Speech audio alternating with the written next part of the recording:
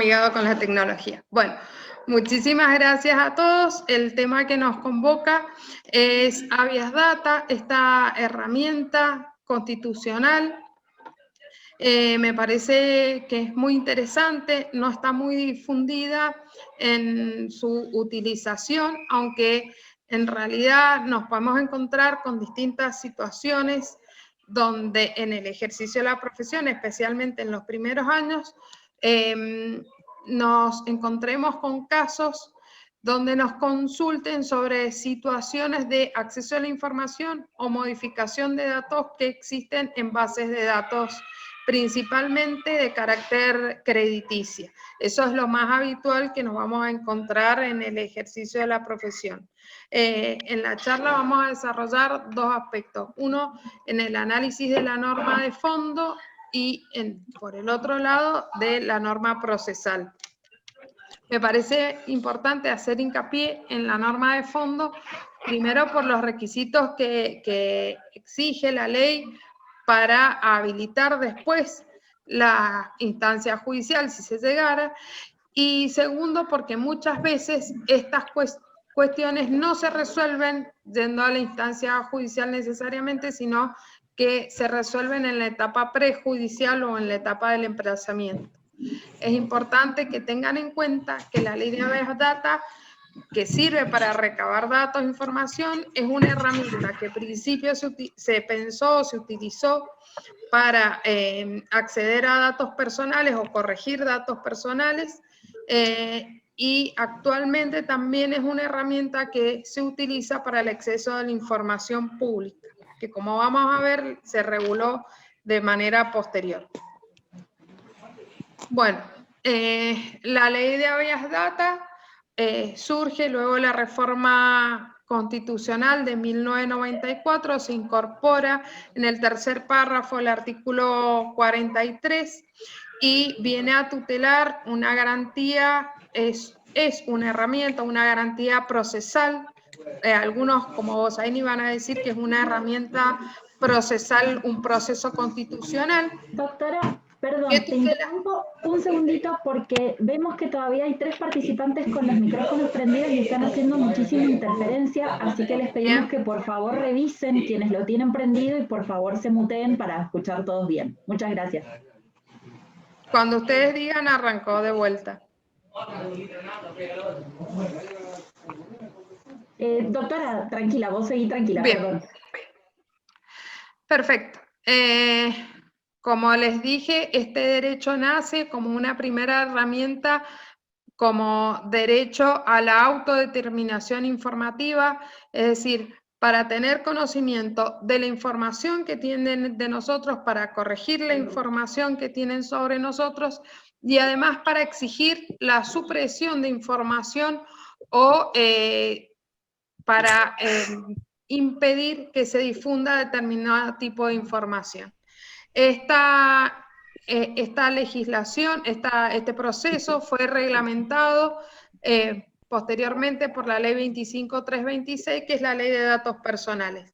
Es muy importante esta ley porque especialmente en la primera parte, yo acá no lo he puesto, pero trae muchos conceptos sobre qué es información, qué son datos, qué son sensibles, y eso les va a servir para identificar el tipo de información y qué carácter tiene, si es pública, si es reservada o si se debe corregir o utilizar, o la pueden utilizar los bancos de información. Bueno, como ya les dije, esta herramienta permite conocer, corregir, suprimir información personal, garantizar el honor y la intimidad de las personas y posibilita el acceso a la información pública. La discusión en esto, que es teórica y no voy a profundizar, es si es una herramienta autónoma o no, porque en el artículo 43 de la Constitución no se consagra expresamente la ley la acción de Habeas Data, sino que está incorporada dentro de la acción de amparo. Entonces eso hizo una discusión sobre si la acción de Habeas Data era independiente de la acción de amparo. Hoy les resumo toda la doctrina entiende que es una acción autónoma. El tema es que no se nombrara expresamente en la Constitución, obedeció a que cuando se sancionó la ley que dispuso la necesidad de reforma, entre los puntos de la reforma no estaba expresamente regular el habeas data, simplemente decía que se iba a incorporar la figura del habeas corpus y el amparo. Entonces, como una forma de resolver esto, en el párrafo tercero del artículo 43, se incorporó sin nombrar expresamente la posibilidad de acceder a la información. Y hoy en día la doctrina entiende unánimemente que lo que se está regulando en este artículo es el habeas data.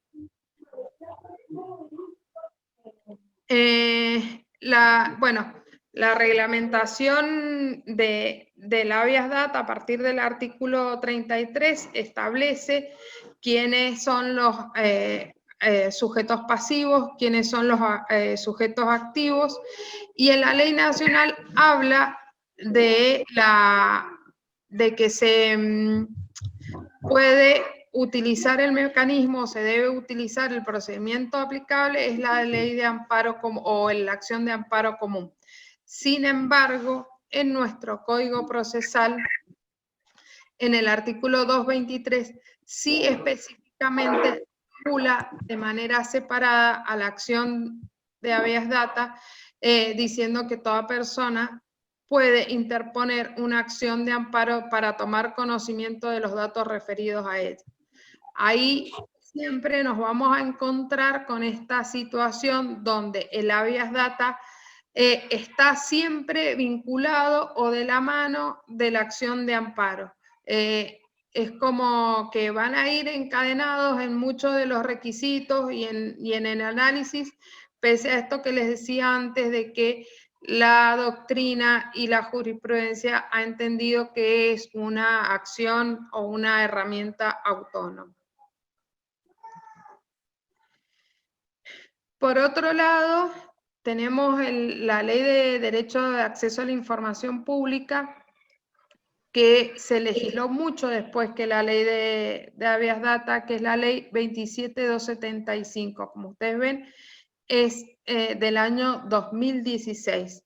Y en realidad, la vinculación del acceso a la información pública a través de la herramienta del habeas data surge primero de un reconocimiento de la Corte al hacer una interpretación de la ley de habeas data, entendiendo que cualquier información que tuvieran los organismos públicos que no fueran datos sensibles en el marco de la ley de habeas data, era obligatorio suministrarla, y que eso hace a principios republicanos y democráticos. Todo esto que la Corte ya había dicho fue recogido en la ley 27275 y reconoce el derecho de cualquier ciudadano a acceder a información pública, entendiendo de que esto debe garantizar la transparencia en la gestión pública. Y en caso de denegatoria a la información, establece los mecanismos para acceder judicialmente a esa información que se está requiriendo. Y a nivel provincial, este derecho a la información pública ha sido regulada particularmente a través de la ley 9070. Quiero así detenerme un minuto. De esta manera tenemos que entender que esta herramienta sirve o nos va a ser de utilidad en nuestros estudios cuando tengamos una persona que tiene una situación donde ha sido incorporada en una base de datos con información errónea, o cuando en una base de datos se está suministrando información que es lo que la ley denomina información sensible, para que esos datos sean suprimidos, o para acceder a información que hace a mi persona o de carácter público.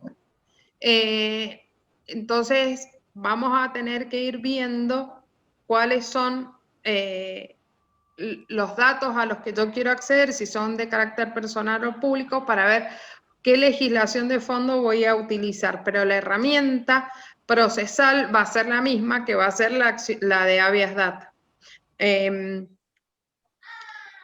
Pero teniendo claro qué tipo de información voy a utilizar o voy a requerir, si es personal o pública, vamos a ver que hay diferencias en los plazos de interposición, en los mecanismos previos para requerir la información, y después el procedimiento para la tramitación de la acción de amparo de la habeas data es la misma, ya sea que se trate de información pública o privada. Es importante tener en cuenta esto que yo les decía al principio, que muchas veces estas situaciones se resuelven fuera de tribunales o de manera extrajudicial. Y el proceso, de alguna manera, también comienza fuera de tribunales, porque aún cuando yo tenga que iniciar este proceso de habeas data, siempre voy a tener que tener o acreditar que previamente intimé a que se me otorgara esta información, o que se corrigiera la información, o que se suprimiera la información. Entonces, el primer paso siempre es la intimación. Acá es muy importante especificar o ser muy claro qué tipo de información estoy requiriendo, tanto si es personal o pública, y además tengo que acreditar. ¿Se escucha bien? Sí, doctora. Creo Bien. que tenemos, perdón, un montón de micrófonos prendidos. Por favor, les pedimos que los apaguen. Pero, doctora, te escuchamos bien. Bien, perfecto. Bueno, ahí quiero hacer hincapié en un tipo de datos que son lo que la ley denomina como datos sensibles. En este punto es muy importante tener en claro que este tipo de datos no pueden ser suministrados o informados sin la autorización de la persona. Entonces, en este caso también tengo que tener identificado si en realidad lo que yo quiero es que me otorguen un dato puntual, que lo corrijan, o si en realidad lo que yo estoy buscando es que supriman datos que están siendo utilizados e informados dentro de un banco de datos. La ley establece que son datos sensibles conforme el artículo 2 de la ley, los datos que revelan origen racial y étnico, opiniones políticas, convicciones religiosas, filosóficas o morales, afiliación sindical e información referente a la salud o a la vida sexual.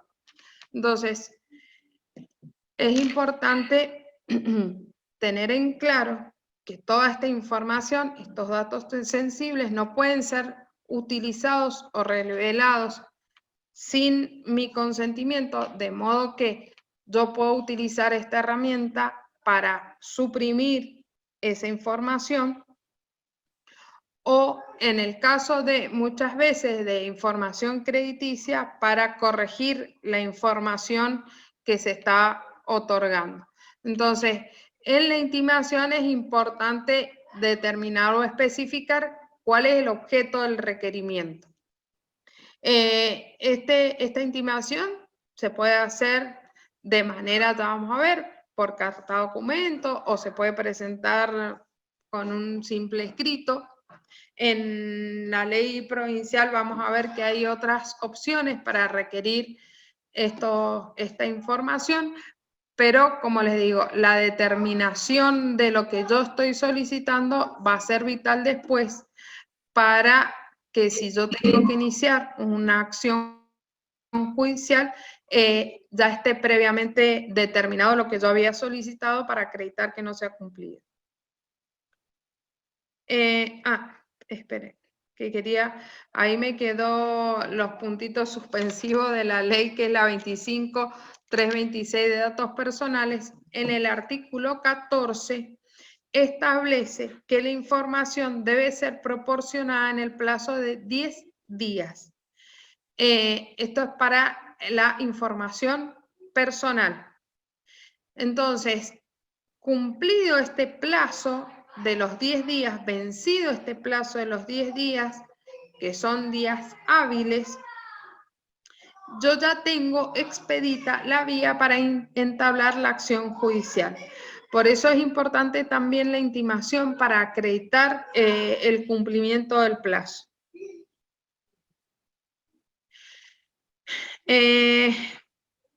Si vencido el plazo, el mismo artículo 14 establece que si vencido el plazo, la información no es la adecuada, no satisface el pedido o es insuficiente, ya de ahí ya queda expedita la vía de la habeas data para que se dé cumplimiento judicial a lo que yo he requerido y no se ha cumplido.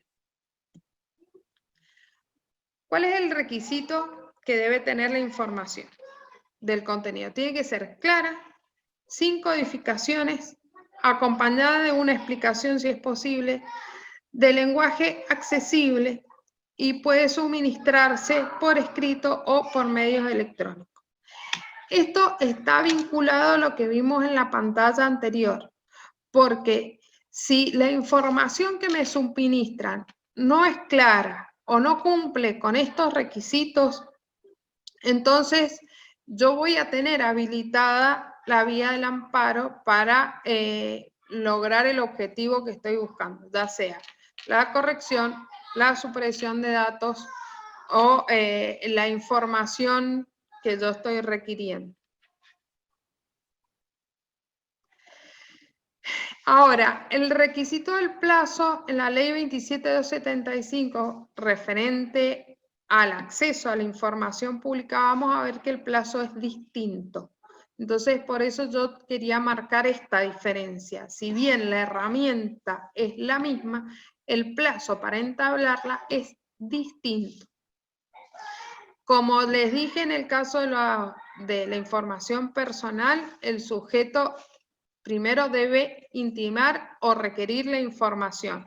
En el caso de la información pública, la tiene que requerir al sujeto que considere que la posee, o a quien presuma, o al sujeto responsable, o a la agencia de acceso a la información pública. El artículo 14 establece dos situaciones. Primero, que la información sea denegada, o segundo, que es lo más habitual, que haya silencio por parte de la administración, y eso habilita la interposición de la acción de habeas data.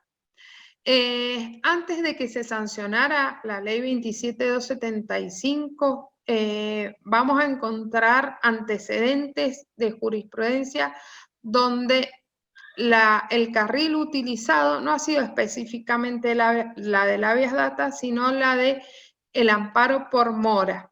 Yo espero no estar haciendo una mezcla, pero el amparo por mora se utiliza cuando yo he solicitado o he iniciado un trámite ante la administración, no se han cumplido los plazos, y entonces ante la mora de la administración el juez intima a que en un plazo determinado se cumpla con el trámite administrativo que quedó, digamos, de alguna manera frenado. Entonces, van a ver que se han utilizado distintos mecanismos para obtener el mismo resultado, que es la información, ya sea porque me la denegaron o porque ante la falta de respuesta de la administración se planteó un amparo por mora y se les requirió a la administración que en un determinado plazo se expidiera. Es el caso de Margarita Stolbizer, donde requirió una información respecto de presupuesto en el Estado Nacional. La ley específicamente establece, en el caso de la información pública, que tramita por vía de acción de amparo y la vía está expedita dentro de los 40 días hábiles de que yo requerí la información y se me denegó o no se me, directamente no se me otorgó.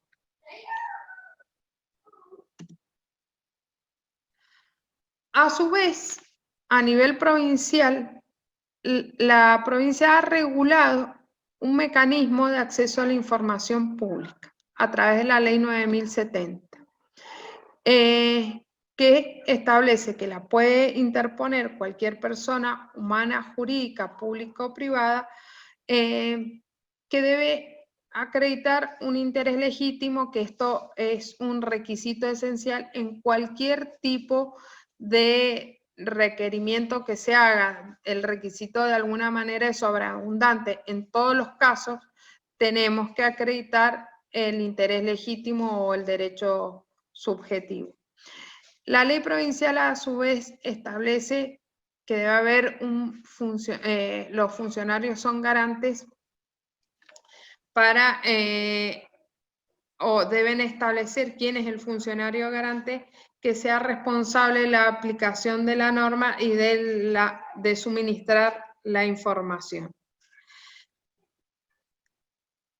En el caso de la provincia y de la regulación particular, y eso era lo que yo quería marcar la diferencia entre la legislación provincial y nacional, es que la legislación provincial, al ser más nueva, prevé que se pueda solicitar vía electrónica o a través de un formulario online o a través de formato papel. Y establece cuáles son los datos que se deben consignar en la presentación. Primero que nada, el sujeto que solicita la información, cuál es el motivo de la información que requiere y detallar qué tipo de información.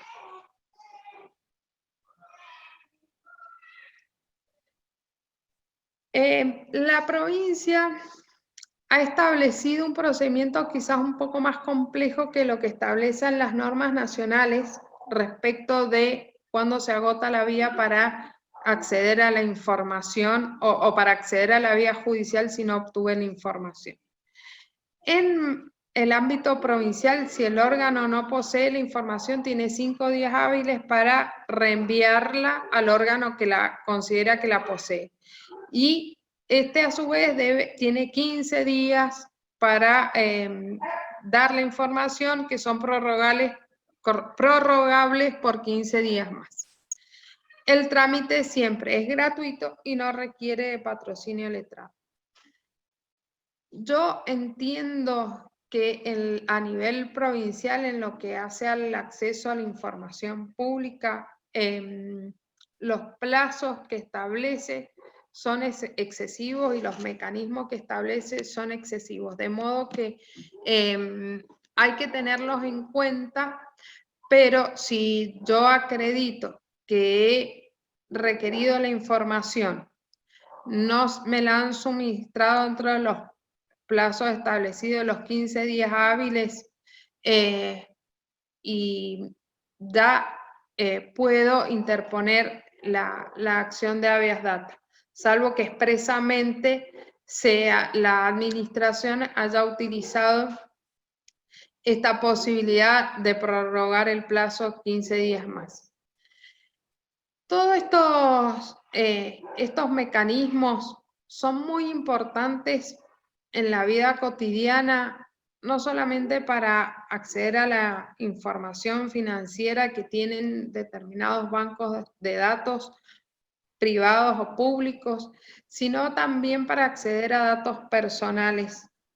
Y en esto ustedes lo van a ver reflejado lo van a aplicar en distintas situaciones. Muchas veces en casos donde debo acceder a datos sobre mi estado de salud. Muchas veces nos ha pasado, también en el ámbito del Estado, que hay organismos de control de ausentismo en el ámbito público o en el caso de los hospitales que tienen historias clínicas, que tienen estudios médicos. En el caso de las ART, ustedes saben que muchas veces les hacen estudios a los trabajadores, esos estudios los guarda la ART y no se los da al interesado o no les da la copia muchas veces.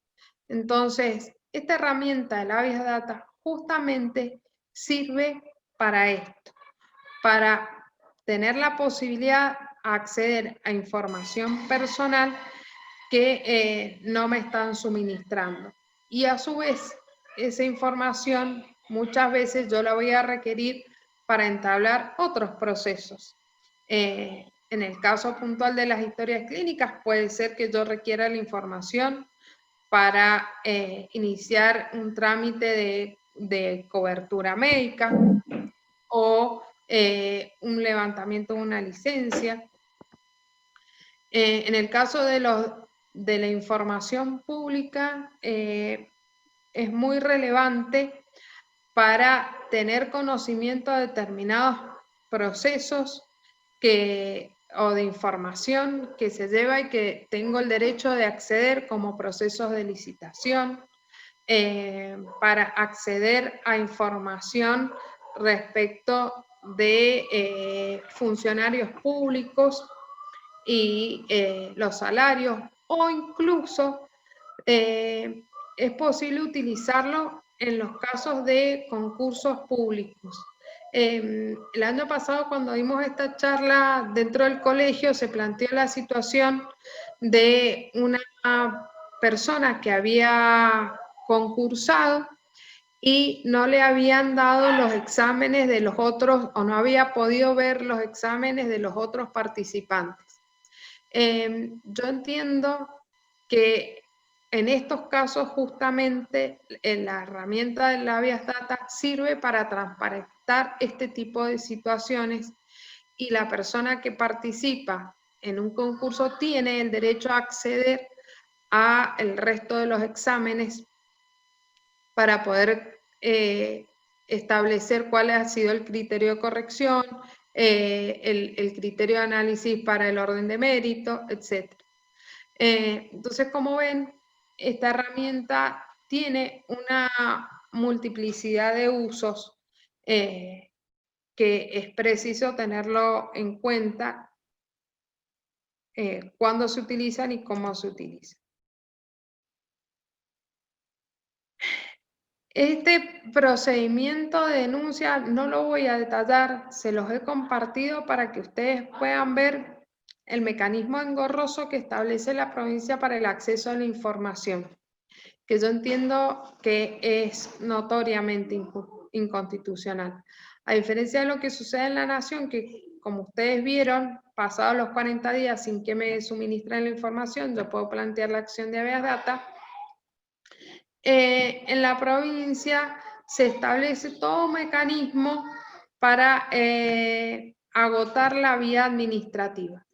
En este sentido, la Corte Provincial ha sido muy tajante en establecer que si yo acredito que el agotamiento de todo el proceso, de toda la etapa administrativa me puede causar un perjuicio, no es necesario agotar la vía administrativa, siguiendo ya el criterio que se aplica en todas las acciones de amparo.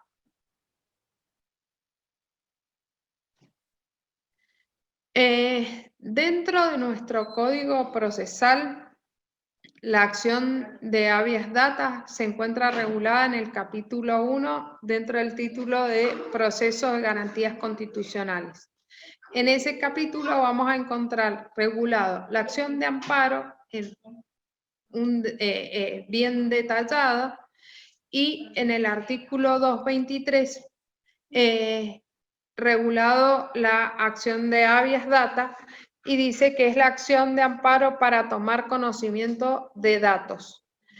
Como ven, todo el tiempo está esta conjunción o esta confusión, como si el habeas data fuera una acción vinculada al amparo o una especie de amparo.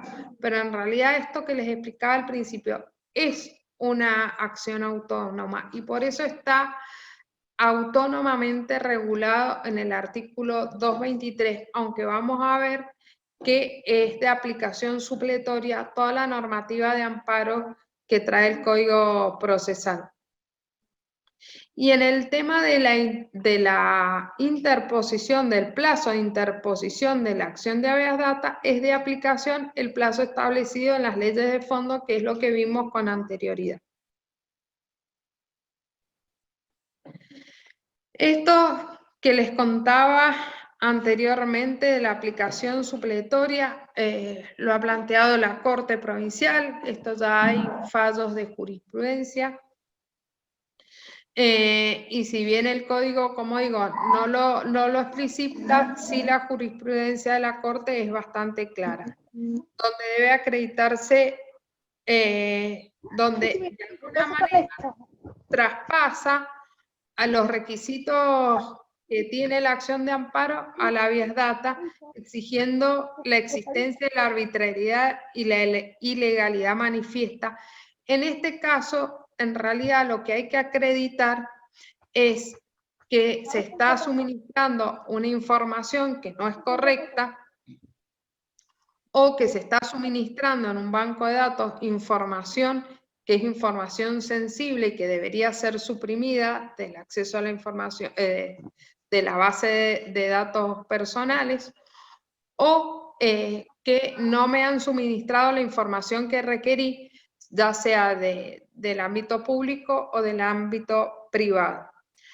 Tengo que demostrar el posible daño que me va a ocasionar o que me ocasiona esta errónea información, o el dar datos que son datos sensibles,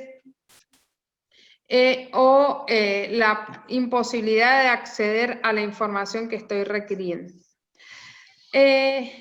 También acá la Corte dice que debo acreditar que las otras vías ordinarias no son las idóneas, o si las utilizo pueden ocasionar un grave daño irreparable. Esto es la famosa discusión que hay respecto del amparo también, de si debo cumplir previamente o agotar la vía administrativa.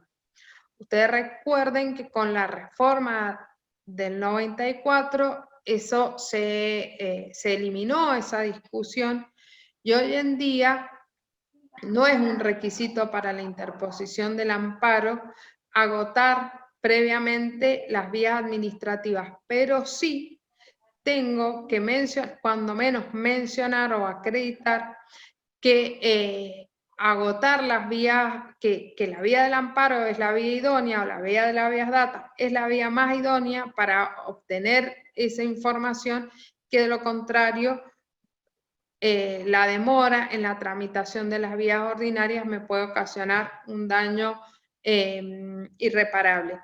Y en este punto es importante que, si ustedes ya van a judicializar la acción, que ustedes sean bastante explícitos y detallen en la demanda de qué manera agotar la vía administrativa me podría ocasionar un daño, y demostrar que esta es la vía más idónea, o explicar que esta es la vía más idónea. Y esto se los digo porque lo más probable es que cuando le contesten la demanda, la defensa de base que plantea el demandado en todos los casos especialmente si se trata del Estado, es que la persona no concluyó los procesos administrativos o que no agotó la vía administrativa. Esa es la defensa que siempre interponen.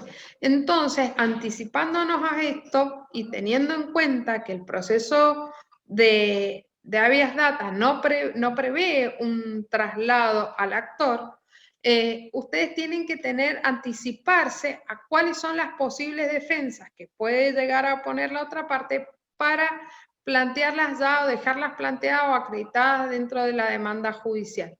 Y una de estas es el tema de que no es necesario agotar la vía administrativa y cuál es el daño que me podría ocasionar agotar la vía.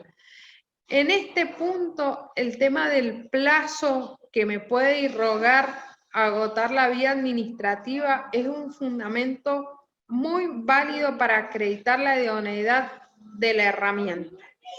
Porque si yo voy a tener que esperar un plazo de 1 año o 2 años a que la administración me conteste, o en el caso de una historia clínica, ha pasado más de 10 días y yo no tengo la información y yo esa información la requiero para poder completar un tratamiento médico, todos estos argumentos hacen o justifican la idoneidad para entablar la vía del amparo. Y el otro tema a plantear es siempre que este tipo de procesos,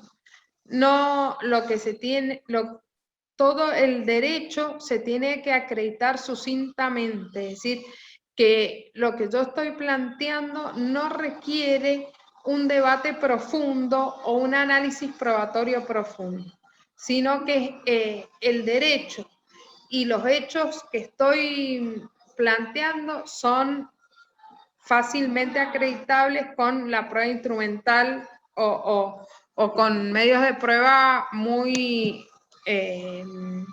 rápidos. No necesita un análisis profundo. Yo honestamente les digo, si es una situación que requiere de pericias, ya eso habla de una complejidad del caso que probablemente haga que la vía del amparo o del habeas data no prospere. En estos casos, por eso es importante el emplazamiento, que es lo que hablábamos anteriormente. Acompañando el instrumento donde nosotros emplazamos y la no contestación o la información insuficiente, ya con eso acreditamos la viabilidad de la acción. Y por último, pero no menos importante, un instituto que trae la Ley de Datos Personales, la Ley 25.326, que es el derecho al olvido, que está regulado en el artículo 26, inciso 4 de la norma, y que establece que respecto de la información crediticio-financiera, el plazo para informarla es de los últimos 5 años,